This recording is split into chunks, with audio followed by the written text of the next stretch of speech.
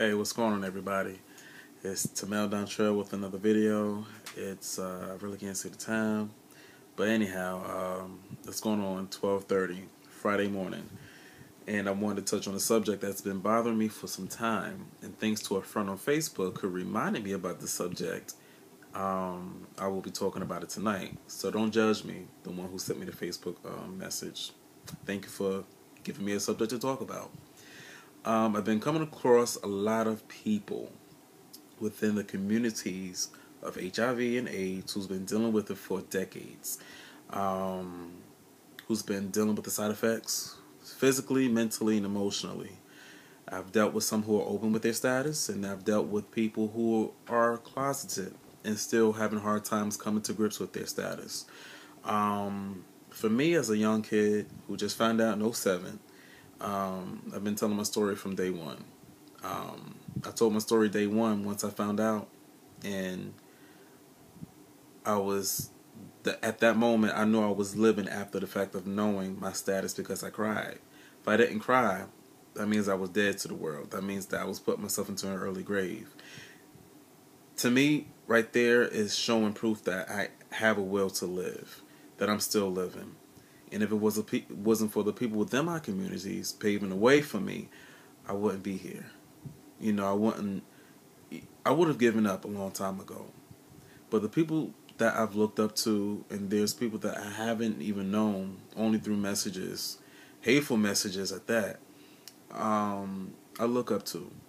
Some explain to me that, you don't know what it's like to take medicine back in the day to make your hair straight, to make your cheeks, basically to form your face and everything, give you a big belly, physically deforming, basically the medicine physically deforming you. And, people just going through a lot. I mean, I know I was born in '87. I don't know. At a young age, I wasn't born with the virus, so I don't know what it's like. Okay? But the main thing is that our stories are different. We all have different experiences. We all come from different areas and different decades. Some people found out in the '80s, '90s, 2000s. I found out in the 2000s. Haven't hit the 10-year mark, but it felt like, and it feels like life behind bars. It really does.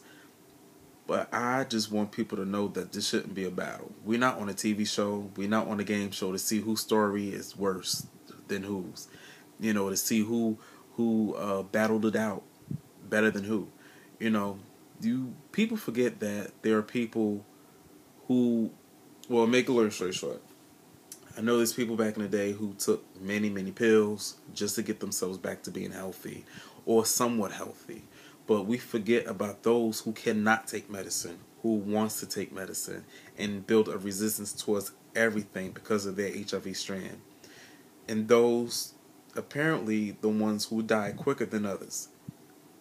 There's many people that I knew personally, maybe about 4 or 5, who couldn't take medicines and envied me and envied others because they wanted to. They didn't care about the side effects. They just wanted to live.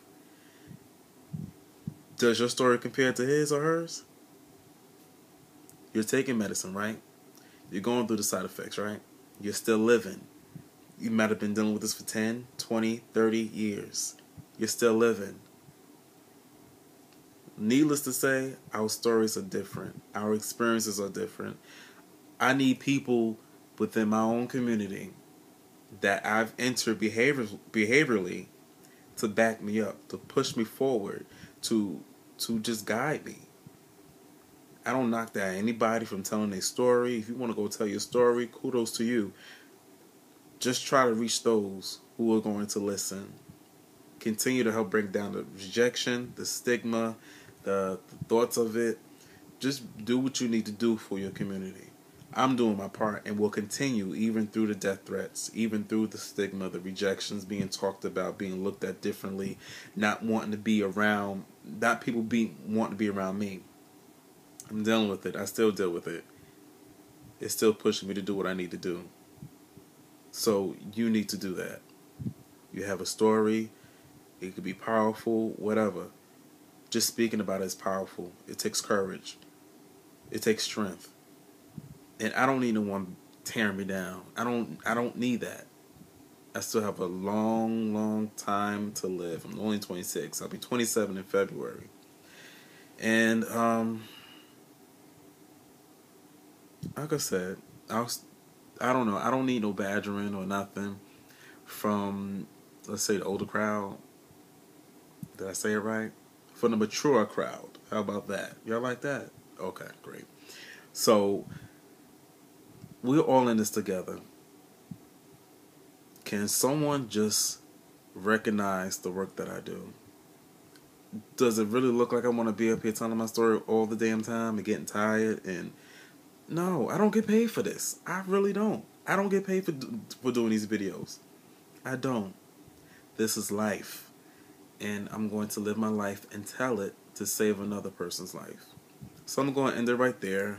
It's going on 6 minutes and 15 seconds. And I have a lot more to say, but when I get my mind together, I'll do a part 2. But you got the gist of it. So again, I thank you for all the people who have paved the way, even the ones who said nasty messages towards me or think of me differently. I thank you, because with that, it keeps me going to speak about my story even more. So I'm going to speak to my bed and my pillows. We're going to have a good conversation, and we're going to go to sleep together and cuddle. So good night, and send me a message. Like, if you feel, leave a comment, whatever. Just, keep me going. Thanks.